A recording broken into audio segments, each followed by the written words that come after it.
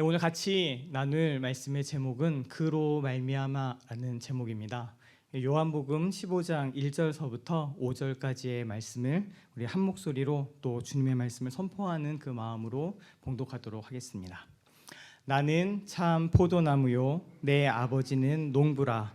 무릇 내게 붙어 있어 열매를 맺지 아니하는 가지는 아버지께서 그것을 제거해 버리시고 무릇 열매를 맺는 가지는 더 열매를 맺게 하려 하여 그것을 깨끗하게 하시느니라.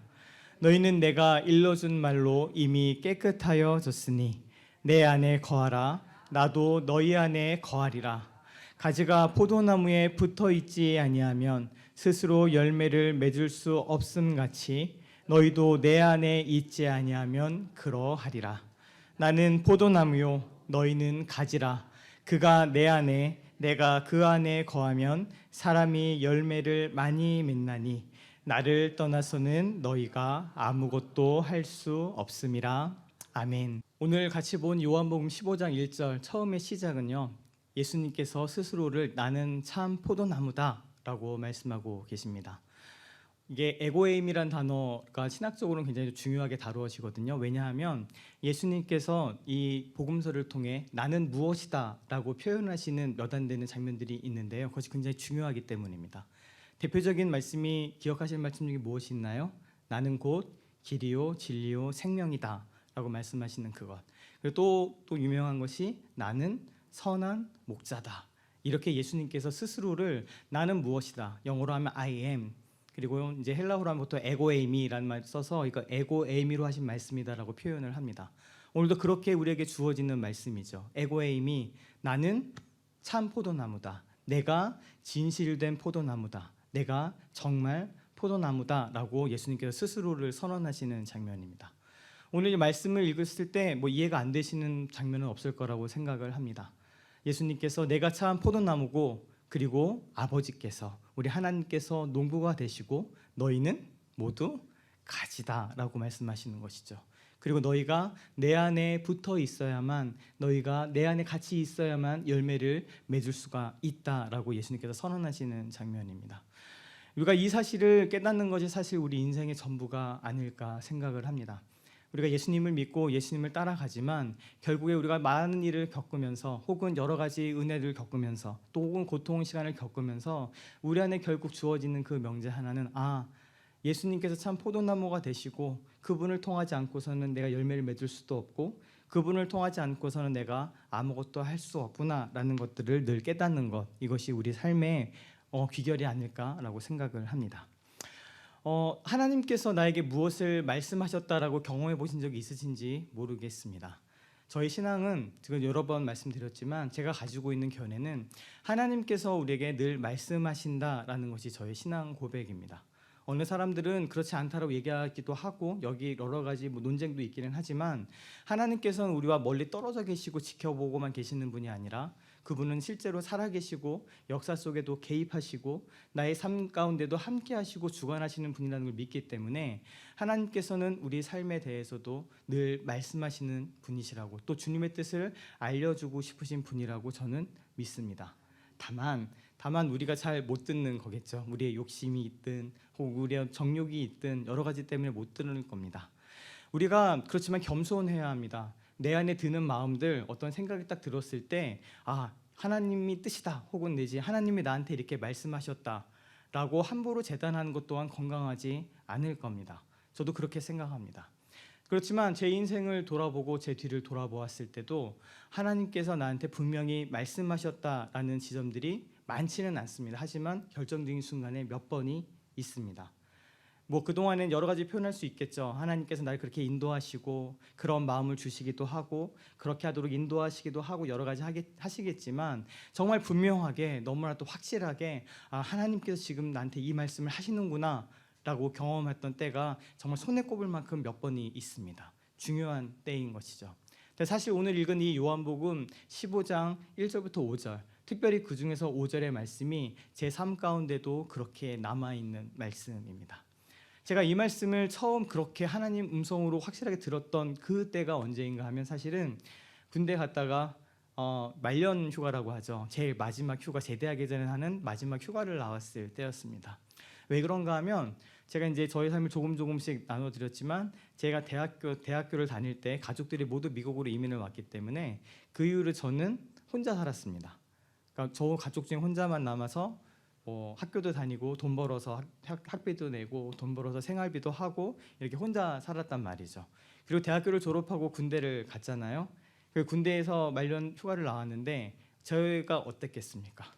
돌아갈 곳이 없는 거예요. 군대에서 딱 나왔는데 돌아갈 집이 있어야 되잖아요. 돌아가서 저 제대했어요 하고 문 열고 들어갈 때가 필요한데 저는 생각해 보니까 돌아갈 집이 없는 겁니다. 그리고 대학교도 졸업하고 갔기 때문에 뭐 학교를 복학한다는 목표를 가지고 나와서 그럼 또 돌아갈 곳이 어딘가 있는 거잖아요. 근데 학교도 졸업했으니 뭐 돌아갈 곳이 진짜 없는 거예요.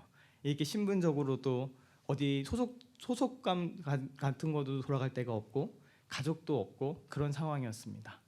여기까지면 또 괜찮은데 사실 군대에서 2년 반을 지냈다는 것을, 그래서 이거를 전문 용어로 뭐라고 그러나요? 썩었다고 얘기하죠. 2년 반 동안 썩었다고 얘기하잖아요. 그렇게 지내고 났을 때의 저의 모습은 사실 머리도 굳어버리고 뭔가 세상에는 뒤처져 있고 2년 반 동안 떨어져 살았기 때문에 뭐 인터넷도 안 되고 그랬을 때니까요. 세상의 어떤 흐름하고 트렌드에도 뒤처져 있고 돌아갈 곳은 없고 능력도 없고 직장도 없고 한 그런 모습이었습니다. 사실은 이제 제대한다는 기쁨도 있었지만 그것보다 더 컸던 것은 당혹감이었고 불안감이었고 또 내가 어떻게 살아가지 않는 걱정들이 제 안에 먼저 저를 붙들고 있는 감정이었습니다. 그런 감정들 속에서 제가 훈련을 받고 같이 공동체로 있었던 선교단체에서 그때 마침 홈커밍 데이를 해서 홈커밍 데이를 가게 됐습니다. 처음 갔을 때는 어땠을까요? 물론 반갑다고, 오랜만에 이제 군대에서 휴가가 나온 거니까 반겨주는 사람이 많았지만 그 반겨주는 것과 반대적으로 저는 또 계속 비교하고 있는 겁니다. 이미 자리를 잡고 있는 선배, 자리 잡고 있는 동기들, 혹은 열심히 학교를 잘 다니고 있는 후배들과 또 비교하면서 뭔가 이렇게 작아지는 느낌, 난 정말 아무것도 아니고라는 그 무력감 속에 제가 있었던 거죠. 근데 그때 홈커밍 데이 속에서 어느 이제 선배 목사님이죠. 선배죠. 선배가 와서 이 말씀을 전하는데 이 본문이었습니다. 그런데 그 본문에서 무슨 말씀을 했는지는 사실 기억이 하나도 나지 않습니다. 그런데 이 5절의 말씀을 그냥 앞에서 읽는 그 순간에 제가 그것을 이렇게 펼치고 5절 말씀을 읽는 순간에 하나님이 나한테 정말 말씀하시는 거라는 그렇게 표현할 수밖에 없는, 거부할 수 있는 그 말씀이 제 안에 넘쳐나기 시작했던 것이죠. 제일 끝에 무엇이라 말씀하시나요? 나를 떠나서는 네가 아무것도 할 수 없다. 제가 저의 어떤 본질이죠, 저의 신분이죠, 그것을 깨닫게 되는 순간이었습니다. 나는 이렇게 너무 무력하다고 생각했는데 나는 지금 능력이 없다고 생각했는데 나는 지금 앞으로 어떻게 해야 될지도 모르겠다라는 그 혼돈과 혼란 가운데 있는데 그것이 그냥 나의 원래 모습인 것들을 말씀하신 거였죠. 그리고 예수님께서 정말 내 옆에 오셔서 정말 속삭이듯이 아주 따뜻하게 말씀하시는 그 따뜻함을 느꼈습니다. 그 따뜻함은 뭐라 설명하기가 어려운 따뜻함이었어요. 우리가 이런 표현을 할 때 보통 상황이 어떤가요? 야, 네가 나 떠나서 잘 되나 보자 라는 뉘앙스 아닌가요? 야, 넌 나 없으면 안 돼 라는 그 이야기가 어떤 뉘앙스예요? 그런 뉘앙스일 거 아니에요. 뭔가 조롱하거나 혹은 네가 나 없이 잘 되나 보자라는 저주를 하거나 혹은 넌 나를 떠나서 아무것도 안 된다는 어떤 그런 누군가를 가스라이팅하거나 누군가에게 이렇게 얘기할 때 핀잔을 줄 때 하는 그런 말일 겁니다. 말 자체는 야, 넌 나를 떠나서 나 없이는 아무것도 아니야, 아무것도 할 수 없어 라는 그런 느낌일 텐데 아니요, 그 말씀이 세상 어떤 말씀보다도 따뜻하게 다가왔습니다. 예수님께서 옆에 오셔서 원철아, 넌 나를 떠나서는 아무것도 못해. 그러니까 어떡하자고요? 나랑 같이 있자. 너 혼자서는 이것이 다 불가능하지, 알아. 네가 가진 능력으로는 안 되는 것 알지. 그러니까 나랑 같이 있자. 그래, 네가 열매를 맺는 삶을 꿈꾸고 있었구나. 그런데 네가 열매를 맺지 못해. 참 포도나무인 나와 함께 있자. 나한테 붙어 있어라. 나한테 그저 같이 있으면 된다라고 말씀하셨던 그때가 아직도 생각이 납니다. 저는 축복합니다. 이 말씀이 너희가 나를 떠나서 아무것도 할 수 없다는 말이 절망이 아니라 이 말씀이 따뜻하게 들리는 그 은혜가, 정말 그 누구 무엇과도 바꿀 수 없는 그 커다란 위로로 다가오는 그 말씀이 되길, 한 모든 분에게 그렇게 되길 정말 간절히 축복합니다. 우리가 예수님을 믿는다라는 것, 우리가 또 예수님을 따라가고 혹은 좀 낮은 말로 예수쟁이로, 조금 높은 말로 크리스천으로, 그리스도인으로 살아가는 이유가 무엇입니까? 또 그것을 어떻게 나눌 수 있을까요? 제가 목사가 되어서 처음 설교했을 때 설교 제목이 예수 그리스도였습니다. 왜 그랬는지 그때도 설명을 드렸어요. 그냥 목사가 되었을 때 제일 첫 설교가 무엇이 돼야 될까? 예수 그리스도, 그냥 그거를 전하는 것인 것 같아 라고 해서 그렇게 전했었습니다. 근데 그때 제가 말씀드렸었죠. 우리가 가지고 있는 이 신앙이, 우리가 가지고 있는 그 모든 것이 다른 어떤 믿음들, 고백들과 구별되는 유일한 지점이 있다면 그것은 바로 예수 그리스도입니다. 왜냐하면 예수님께서 너희는 나를 누구로 하는 그 질문에 어떻게 대답하느냐가 다르기 때문에 그렇습니다. 우리도 마찬가지고요. 그다음에 이슬람교도 마찬가지고요. 유대교도 마찬가지고, 사실은 아브라함에게 나타나셨던 그 하나님을 고백하는 종교들입니다. 아브라함에게 나타나셔서 아브라함과 언약을 맺으시고, 아브라함을 통해 내가 너의 자손을, 너의 후손을 바닷가의 별처럼 많게 하겠다고 약속하셨던 그 하나님을 똑같이 고백하고 있는 종교들이 있지만, 우리가 기독교라고, 우리가 그리스도인이라고 우리를 구별하게 되는 유일한 그 지점은 예수 그리스도를 우리가 누구라 고백하느냐에 달려 있는 거죠. 이 고백이 없다면 나는 하나님을 믿어, 나는 신이 있는 것 같아, 나는 뭔가 이렇게 세상을 만들었다는 걸 믿어 라고 얘기하는 그것들하고 별반 다를 것이 없습니다. 그렇지만 그런 믿음과 더 나아가서 예수가 나에게 어떠한 존재인가, 나는 참 포도나무다 라고 말씀하신 그 음성이 나한테 어떻게 다가오는가가 우리를 가르는 중요한 지점인 것이죠. 그렇지만 우리가 한 가지 먼저 돌아봐야 될 부분이 있습니다.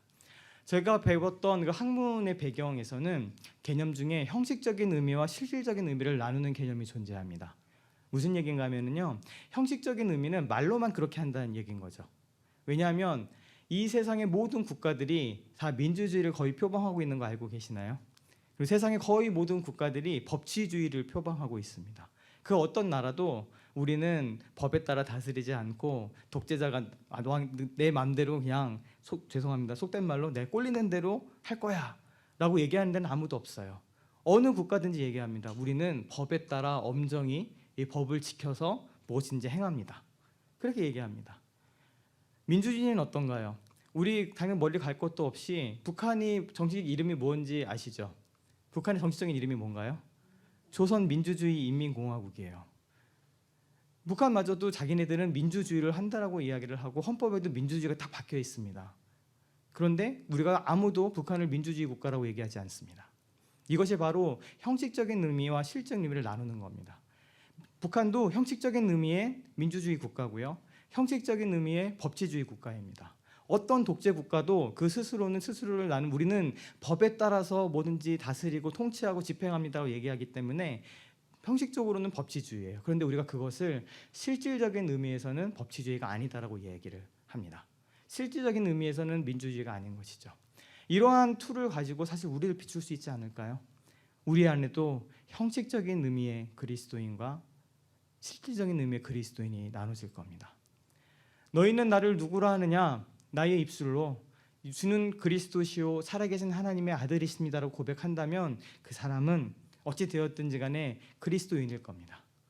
예수님이 그렇게 인식하고 그렇게 고백하고 그렇게 인정한다면 그리스도인일 겁니다. 그렇지만 많은 수라고는 너무 죄송하네요. 그 중에 적지 않은 수가 실질적인 의미의 그리스도인인지는 퀘스천 마크가 있는 겁니다. 형식적인 의미에서는 그리스도인이지만, 그렇다면 실질적인 의미에 있어서 그리스도인이라는 것은 무엇일까요?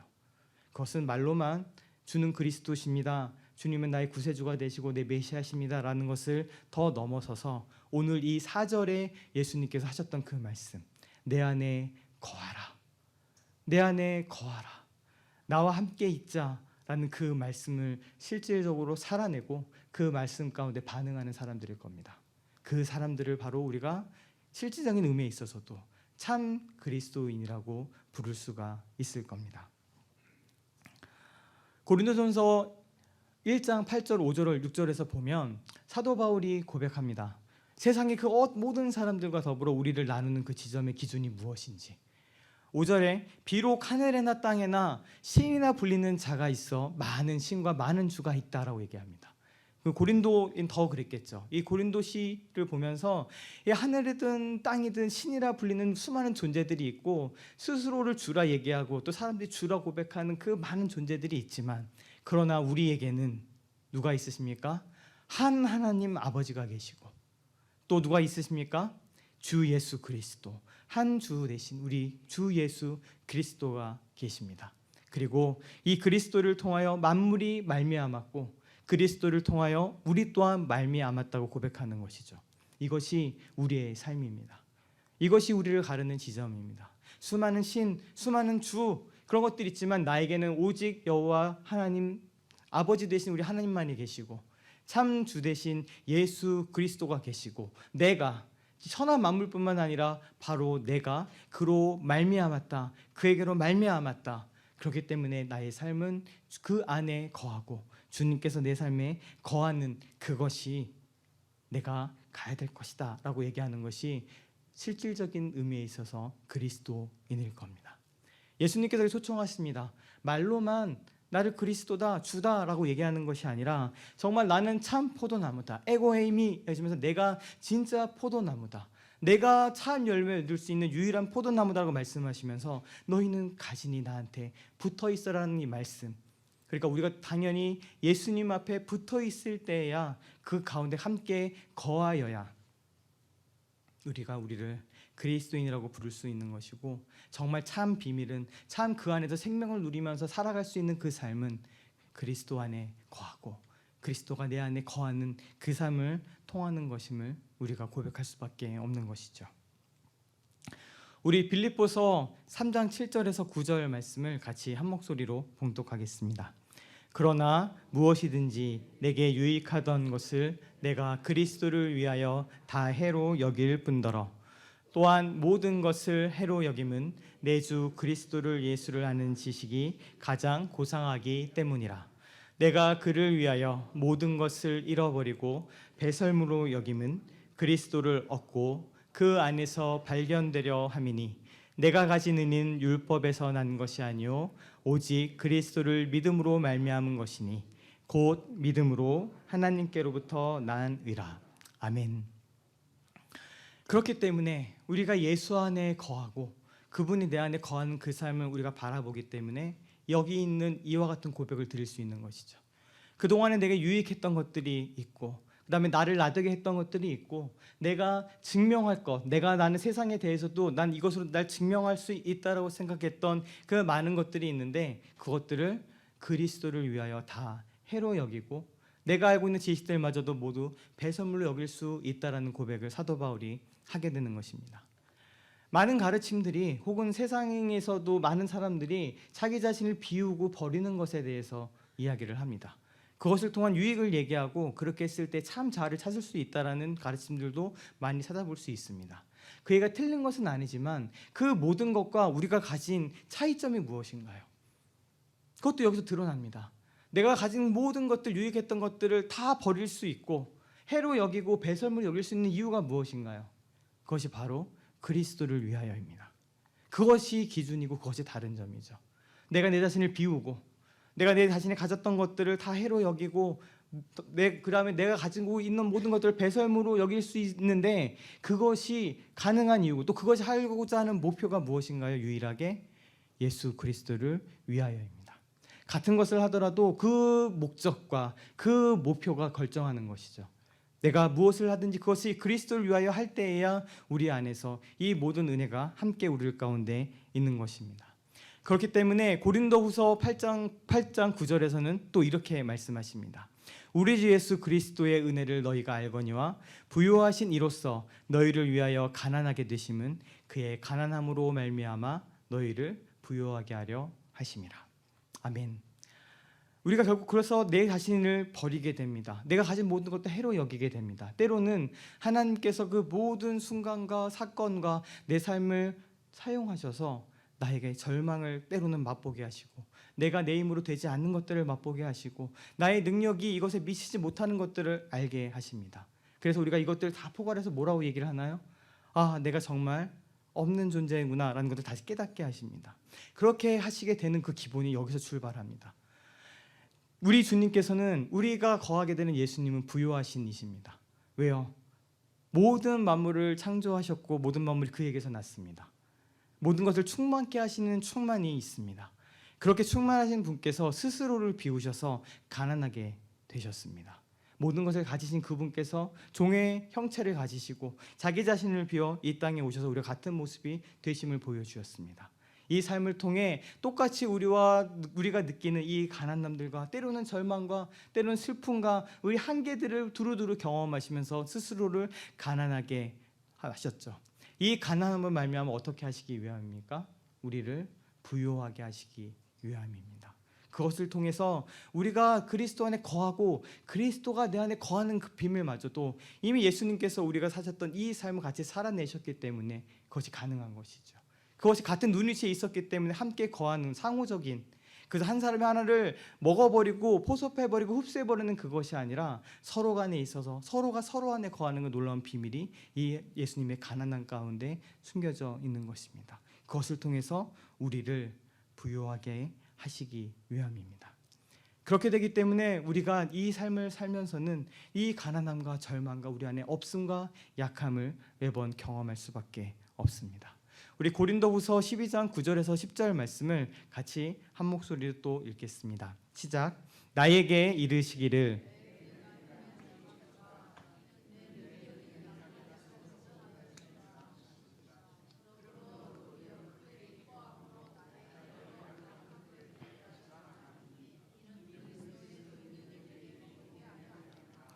그러므로 내가 그리스도를 위하여 약한 것들과 능욕과 궁핍과 박해와 공고를 기뻐하노니 이는 내가 약한 그때의 강함이니라. 아멘. 이 배경을 아실 겁니다. 사도 바울도 가지고 있었던 그 육체의 가시 때문에 이것을 물러가게 하기 위해서 이걸 없애주시기를 하나님께 3번 간구했다라고 나옵니다. 이 3번이 숫자적으로 그냥 3번 한 게 아니라 여러 번 계속해서 지속적으로 계속 기도했다라는 뜻입니다. 근데 그 기도 끝에 하나님께서 말씀하시는 것이죠. 내 은혜가 내게 족하다. 왜요? 이는 내 능력이 약한 데에서 온전하여지기 때문이다라고 하나님께서 말씀하셨습니다. 하나님의 그 강함이, 하나님께서 이 세상을 부요케 하시고 이 세상을 풍성케 하시는 것이 그 가난함을 통해, 이 약함을 통해 드러나게 된다는 것이죠. 이것을 깨닫게 되었을 때 사도 바울은 이렇게 고백할 수밖에 없습니다. 나의 여러 약한 것들에 대해서 자랑하리니 이 또한 무엇이요? 그리스도의 능력이 내게 머물게 하려 함이기 때문이다라고 얘기합니다. 이 약함을 우리가 무엇으로 것을 경험하게 될까요? 밑에 있는 10절에 있는 말씀처럼 이 또한 우리가 그리스도를 위하여 당하게 될 것인데 약한 것들, 능욕, 궁핍, 박해, 곧고 이런 것들이 내 안에 계속해서 놓여지게 됩니다. 그런데 우리가 이것을 기뻐할 수 있는 이유가 무엇일까요? 이것들을 통해 나의 약함을, 내가 아무것도 할 수 없음을 경험하게 되기 때문에 그렇습니다. 근데 그것을 경험하게 돼서 나는 약하고 아무것도 아니다라고 끝나면 그것만큼 슬픈 게 어디 있겠어요. 그런데 이 하나님의 약속이, 예수님의 약속이 그 뒤에 있는 겁니다. 근데 그 약함을 통해 결국에선 하나님의 그 강함이 드러나게 되고 그 약함을 통해서 하나님께서 일을 하시고 그 약함을 통해서 우리 삶을 붙드시겠다고 약속하셨기 때문입니다. 우리 그리스도인으로 살아간다는 것은, 실질적인 그리스도인으로 살아간다는 것은 내 자신의 강함으로 살아가는 것이 아닙니다. 그래서 내가 무언가 치트키를 써서 다른 사람들과 똑같이 있지만 내가 예수라는 치트키를 가지고 한 발짝 더 나아가고 더 빨리 나아가고 더 쉽게 나아가고 조금 더 빨리 나아가는 것을 원하면서 그렇게 달려가는, 그렇게 나의 강함을 드러내는 것이 아니라 그리스도인으로 살아간다는 것은 내가 아무것도 할 수 없음을 깨닫고 예수 안에 거하고 그래서 예수 안에 붙어있고 그래서 그 연약함 속에서 역사하시는 하나님의 능력에 의존하여서 그 연약한 가운데 역사하시는 하나님의 능력을 바라보면서 살아가는 것이 우리 삶의 부르심이고 또한 그것이 내 약함을 매일마다 경험하는 것이 말씀하신 나의 안에 거하라고 말씀하신 부분의 한 부분을 차지하고 있는 것이죠. 그래서 이 결국을 보면 이 고린도 전서의 고백도 그것을 너무나도 잘 깊이 나타내고 있습니다. 하나님께서는 세상에 미련한 것들을 택하사 지혜 있는 자를 부끄럽게 하시고, 세상에 약한 것들을 택하셔서 강한 것들을 부끄럽게 하시고, 또 전한 것, 멸시받는 것, 없는 것들을 택하사 오히려 있는 것들을 폐하려 하십니다. 하나님께서 일하시는 방법이십니다. 왜 이렇게 일을 하십니까? 그것이 29절 말씀 같이 읽겠습니다. 이는 아무 육체도 하나님 앞에서 자랑하지 못하게 하려 함입니다. 유일하게 자랑할 것이 하나 있다면 무엇이겠습니까? 예수 그리스도, 그 이름 하나뿐인 줄 믿습니다. 우리가 자랑할 수 있는 것이 있다면 무엇이겠습니까? 내가 약하다라는 겁니다.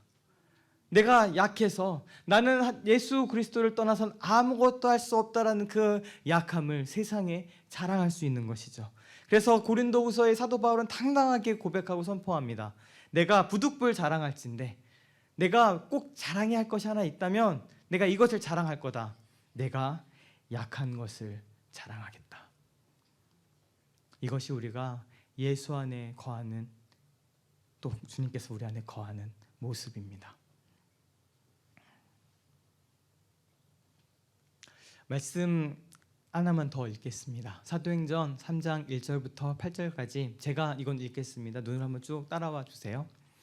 제9시 기도 시간에 베드로와 요한이 성전에 올라갈새 나면서 못 걷게 된 이를 사람들이 메고 오니, 이는 성전에 들어가는 사람들에게 구걸하기 위하여 날마다 미문이라는 성전 문에 두는 자라. 그가 베드로와 요한이 성전에 들어가려 함을 보고 구걸하거늘 베드로가 요한과 더불어 주목하여 이르되 우리를 보라 하니, 내가 그들에게서 무엇을 얻을까 하여 바라보거늘 베드로가 이르되 은과 금은 내게 없거니와 내게 있는 이것을 내게 주노니 나사렛 예수 그리스도의 이름으로 일어나 걸으라 하고, 오른손을 잡아 일으키니 발과 발목이 곧 힘을 얻고 뛰어 서서 걸으며 그들과 함께 성전으로 들어가면서 걷기도 하고 뛰기도 하며 하나님을 찬송하니. 이 말씀은 잘 아시는 에피소드라고 생각합니다. 저도 어렸을 때 주일학교에서 노래를 배우면서 또 배웠던 스토리입니다. 그 노래 다 기억하시나요? 예, 금과 은나 없어도. 저는 처음에 이게 무슨 말인지 이해를 못했어요. 금과 은나? 이게 뭐지? 금과 은나?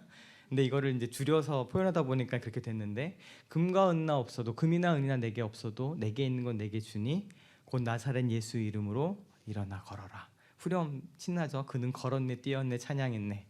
어렸을 때 많이 불렀던 찬양이고 이야기 잘 아실 겁니다.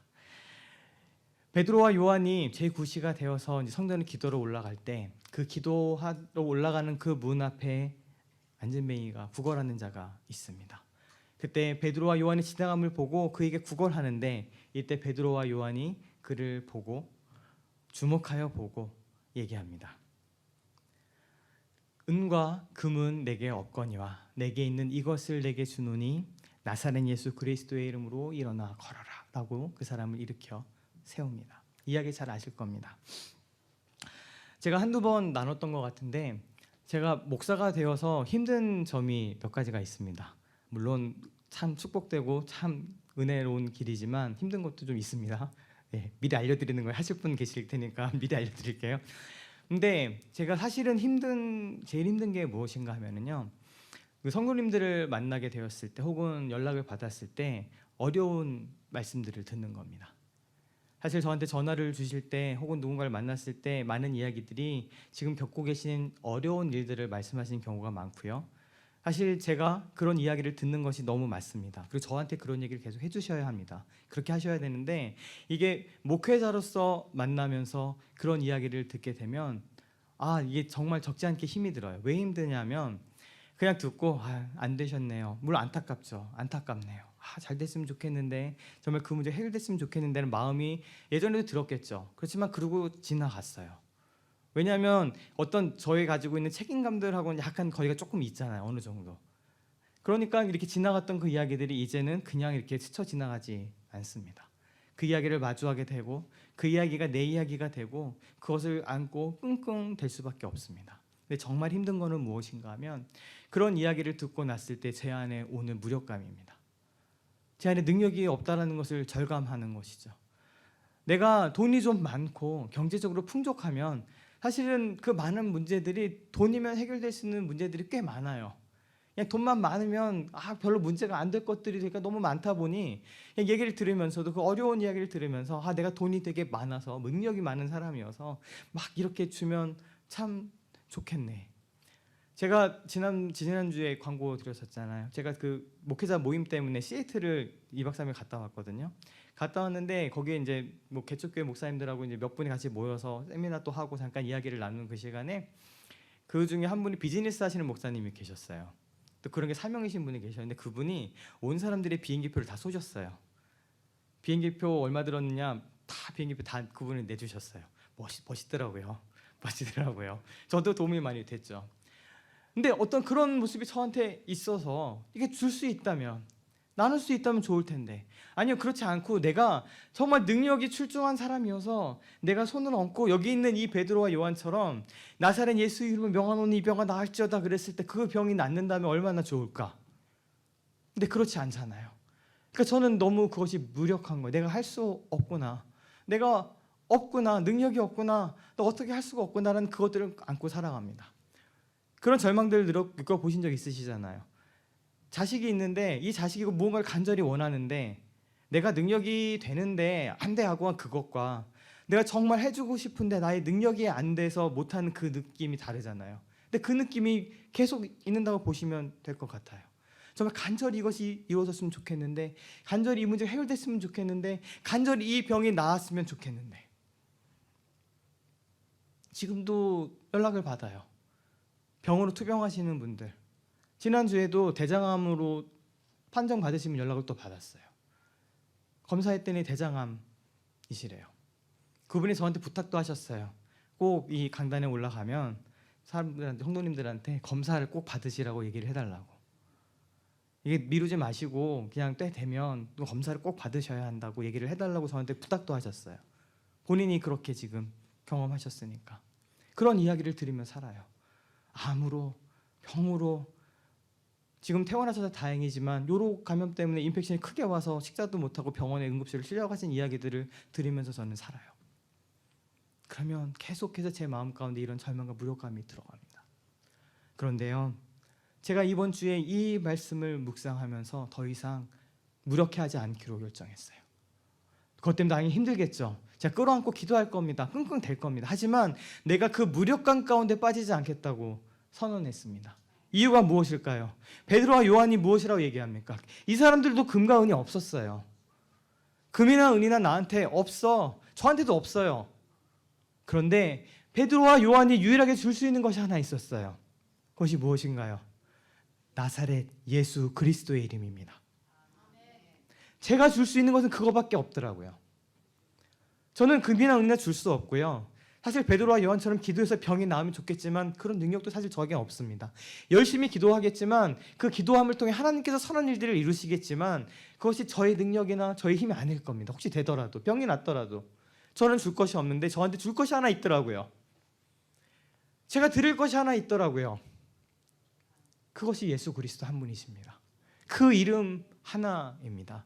그것이 실질적인 의미의 그리스도인으로 그리스도 안에 거하라고 여러분한테 말씀드리는 것처럼 저 안에 있어도 서가 실질적인 목회자가 된다라는 이야기는요, 금과 은을 나눠주는 삶이 아니고요, 그 어려움을 마주했는데 그냥 그 앞에서 예수 그리스도를 얘기하는 것이 저의 일이고, 그 가운데서 나사렛 예수 그리스도의 이름을 드리고, 그래요, 그래 같지만 어렵지만 힘들지만 그래도 같이 주님 앞에 거하시죠. 왜냐하면 우리가 주님이 없이는 아무것도 아닌 존재들이기 때문에 그렇거든요. 정말 힘 빠지는 얘기일 수 있어요. 정말 어떻게 보면 무책임하고 그냥 던지는 얘기일 수 있겠죠. 기도하면 하나님께서 낫게 해주실 거라는 만큼 무책임한 얘기처럼 들릴 수 있긴 하겠지만 아니요, 본질로 다시 돌아갈 수밖에 없겠더라고요. 금과 은은 저에게 없지만 나사렛 예수 그리스도의 이름, 내게 있는 이것 하나, 나사렛 예수 그리스도의 이름을 드릴 겁니다. 그렇게 같이 주님 앞에 거했으면 좋겠습니다. 우리가 붙들 수 있는 것이 무엇이 있나요? 우리가 가진 재능인가요? 돈인가요? 내가 지금 지위인가요? 나한테 뭔가 따박따박 주게 되는 비즈니스 직장인가요? 혹은 지금 받고 계신 연금인가요? 아니요, 그것이 우리를 능력 있게 하지 않습니다. 그것이 우리를 열매 맺게 하지 않습니다. 우리는 금이나 은이나 없습니다. 근데 우리는 하나 가지고 있습니다. 참 포도나무이신, 열매를 맺을 수 있는 그 참 포도나무이신 예수 그리스도이십니다. 우리 그 예수 그리스도의 이름을 붙들고 그 안에 같이 거하기를 원합니다. 예수 그리스도의 이름을 붙들고 내가 나를 떠나서는 아무것도 할 수 없다라는 그 음성에 반응하고 매일매일 그것을 깨닫고 매일매일 그것을 통해 듣게 되고 매일매일 그것을 체험하는 그 삶을 살아가서 그냥 내 삶 자체가 하나님 앞 예수 그리스도 안에 거하고 그분이 나한테 거하는 그 신비를 같이 살아가는 저와 우리 한 분 한 분이 되시기를 정말 간절한 마음으로 축원합니다. 아멘. 같이 그래서 이 찬양을 주 앞에 올려드리겠습니다. 그 다른 어떤 것이 나를 일어서게 하는 것이 아니라 예수의 이름이, 나사렛 예수 그리스도의 이름이 우리를 일어서게 합니다. 그 주님께서 주신 능력이 내가 그 안에 거해서 그 안에 능력으로 거하게 됨이 주님께서 나에게 참 포도나무가 되어 주셔서 함께하고 계심이 우리를 일어서게 하는 능력인 줄 믿습니다. 같이 우리가 이 고백을 드리고 예수의 이름으로 나는 일어서리라. 주가 주신 능력으로 나는 일어서리라. 원수가 날 향해 와도 쓰러지지 않으리. 주가 주신 능력으로 주가 주신 능력으로 주가 주신 능력으로 일어서리. 기도하겠습니다. 주님, 내가 주님의 이름을 붙들겠습니다. 내가 주 안에 거하기를 원합니다. 주님께서 너와 함께 하실 때야 제가 될 수 있고 그 안에 있어야지만 제가 열매를 맺을 수 있기 때문에 그렇습니다. 주님, 금이나 은은 나에게 없지만 내가 가진 것이 하나 있다면 나사렛 예수 그리스도의 이름 그것 하나이니 내가 이것을 붙들고 살아가기를 원합니다. 주님, 또 그렇게 되도록 주님 내 안에 거하여 주시고 나에게 힘을 더하여 주시옵소서. 우리 잠시 주의 신앙을 고백하고 나아가며 기도하겠습니다.